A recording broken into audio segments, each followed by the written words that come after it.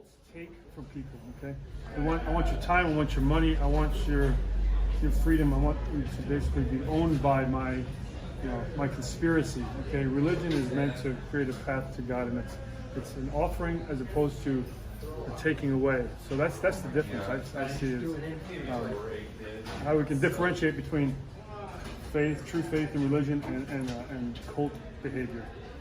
People find themselves in cults because they're searching for something. We all search for something that's bigger than this world. It's just like a human nature. That's how God created us. And when people can get tricked, and when they're not, when they're not careful, they can be misguided into something that's a lie. And then there are individuals that have skills of controlling others. And that's basically, I think, what happens to those people, and what occurs in all cults is that you have people that are vulnerable because they're searching for something, and they fall into the prey of these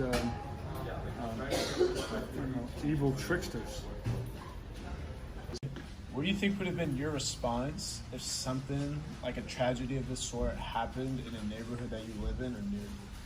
Well, I felt it was near me. I was living in Rancho Bernardo at the time. Rancho Santa Fe is not too far. I felt if this Hale-Bopp thing, the Heaven's Gate, felt very close to home, and the response was shock, really, and a little bit of fear because, if someone like that can infiltrate a community like Rancho Santa Fe and really, become, just a force for evil in such a close proximity to us, it was just like hit close to home. So, the question was how would I feel? Or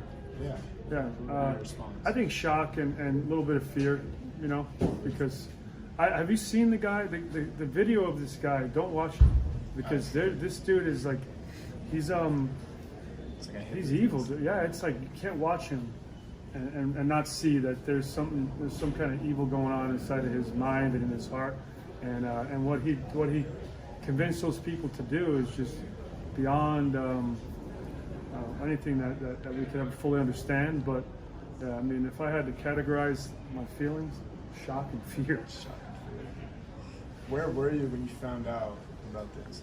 I think I just come home and it was on the news, and everyone was talking about it. This is before a cell phone or social media, so it wasn't like everyone knew instantaneously like we would today. But back in those days, the nightly news was pretty much our source of information, and quickly everyone was talking about it, and it was just a really bizarre thing to think that it happened so close to where we lived. Did you fear for the security of your family or loved ones after the incident? No, I didn't. I knew that this was a remote circumstance that I think it would be irrational to feel like it was going to end up on my doorstep, but I just kind of, it's scary in the sense that people like that exist, but I don't think you can kind of walk around with any kind of real like pending fear or like it's not a way to live. But I didn't feel any kind of immediate danger.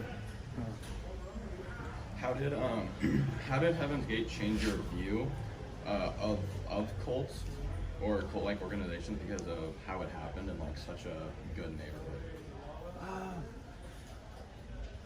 Not a whole lot, to be honest. I had heard of like the Charles Manson, episode in the 1960s, and of other things like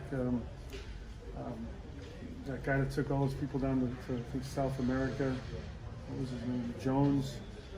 I think I'm not specific about the details, but I had heard about these things in the past, even things that were bigger and more horrific. So it didn't change my view. It just kind of reminded me that we're always going to be vulnerable to that kind of evil, and we have to watch out for who we trust, really. And if we're ever feeling that, like maybe we want to explore some alternative ideas, and we should always kind of go to the people that we trust, and then they'll steer us away from the danger. Because I've had people in my own family who have fallen into groups that are just completely malicious. They're not out for anything but just trying to take from them.